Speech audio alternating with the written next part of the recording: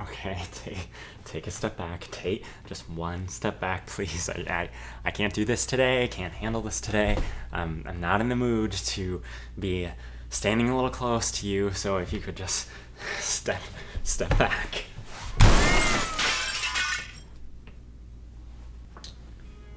This is the story, my friends, of how I social distanced before it was cool. And this is an episode about why.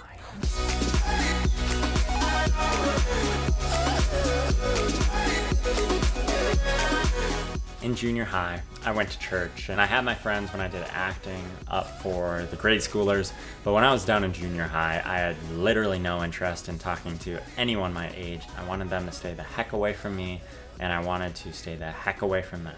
If you don't talk to me, I won't talk to you.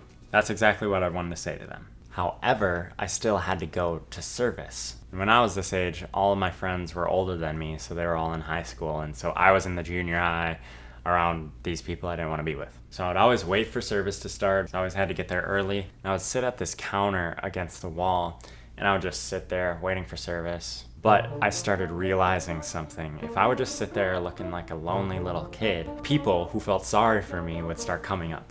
So I had a leader in the youth group who would always come up to me, and she would come up and she would try to be nice, and she'd be like, how's it going? How's your day going? And she'd try to make conversation. And I looked at her, I'm like, I don't want your pity. I don't want your attention. Please just leave me alone. I don't want anything to do with you. You probably don't even want to be over here anyway. Let's just not do this. And so that was one problem. And then I had another problem of this kid named John who kept coming up to me and kept talking to me and kept trying to be my friend because he was a nice human being. And I was like, please don't talk to me. I never said that, but that's what I wanted to say so much. I'm like, please just give me my peace. I don't want friends my age. If you could move your socialness back a step and then back a few more steps and then turn around and then move your socialness anywhere but near me, that would be greatly appreciated, okay? When my inner desires weren't necessarily coming out and being expressed to these two people, to these two individuals, I had to figure out a way to make sure they didn't come up and talk to me. And so here's what I did as a 7th grader. I brought my Bible to church and I sat at that counter against the wall and I opened up my Bible and I looked down, and for like 10, 15 solid minutes, 20, whatever it was, both before service that I was waiting for it to start and after service waiting for it to end, I would sit there at the counter and not read the Bible. I would just act like I was reading the Bible, and I would just be waiting and waiting for service to start or for my parents to get ready to leave. So I would do this over and over again. And what happens when you're reading your Bible? Well, no one wants to come up and interrupt you. No one wants to keep you away from doing that. And so me, 7th grader, cheated the system of the social life, and I learned to keep everyone's socialness away from me, and I thought it was the best way for me to live.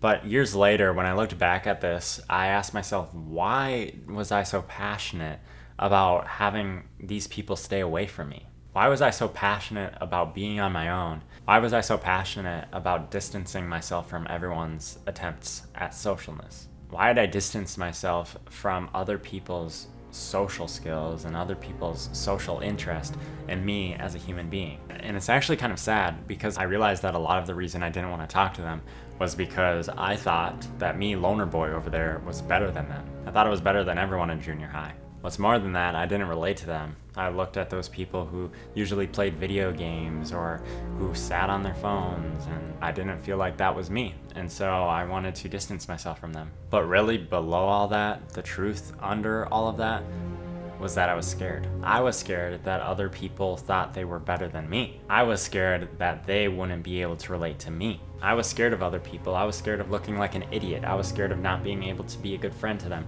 I was scared of not being able to fit in if they came up to me or if I went up to them.